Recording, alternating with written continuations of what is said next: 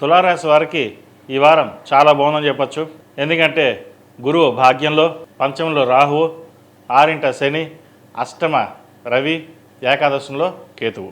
ఈ భాగ్య గురువు వల్ల కొన్ని శుభకార్యాలు చక్కగా నిర్వహిస్తారు. వ్యాపారం బాగుంటుంది. ఉద్యోగంలో స్థిరత్వం లభిస్తుంది. బంధుమిత్రులు ఎవరైతే మిమ్మల్ని కాదని వెళ్ళిపోయారో మళ్ళీ వెనక్కి తిరిగి రావడం, మీ ఉన్నత స్థాయిని చూసి ఈర్ష్యపడడం, అలాగే మీకు రావాల్సిన ధనం ఏదైతే ఉందో మీకు రావడం, స్థిరాస్తులు కావచ్చు, చిరాస్తులు కావచ్చు, అలాగే వ్యాపారంలో రావాల్సిన ధనం చేతికి అందడం, వ్యాపార వృద్ధి బాగుండడం అనేది ఈ వారం నుంచి మొదలవుతుంది. భూమి కానీ ఫ్లాట్ కానీ కొనుగోలు చేస్తారు. వాహన యోగం ఉంది. చక్కగా బంగారు ఆభరణాలు కొనే యోగ్యత కనిపిస్తోంది.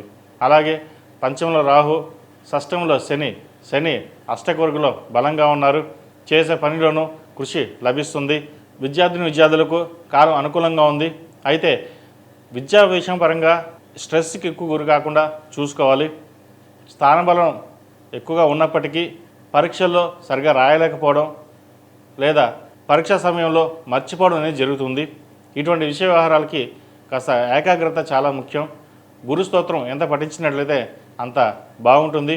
ఈ రాహుకేతు మారడం వల్ల కొంతవరకు ఇబ్బందికరంగా ఉండే అవకాశం కూడా లేకపోలేదు. సుబ్రహ్మణ్య స్వామి వారికి అభిషేకాలు చేయడం, సుబ్రహ్మణ్య పాశుపత హోమం చేయించడం చెప్పదగిన సూచన. అలాగే ఈ రాశిలో జన్మించిన స్త్రీలకు వృత్తి ఉద్యోగాల పరంగా, వ్యాపార పరంగా చక్కగా ఉందని చెప్పొచ్చు. వ్యాపారాన్ని విస్తరింపజేయడానికి చేసే ప్రయత్నాలు కలిసి వస్తాయి.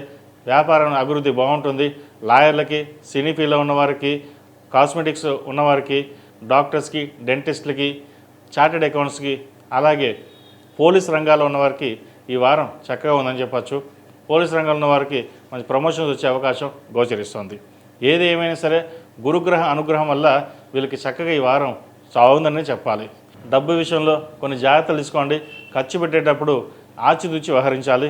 అతిగా ఖర్చు పెట్టుకోవడం, అలాగే ఎవరికి పడితే వారికి డబ్బులు ఇవ్వడం అనేది మానుకోవాలి.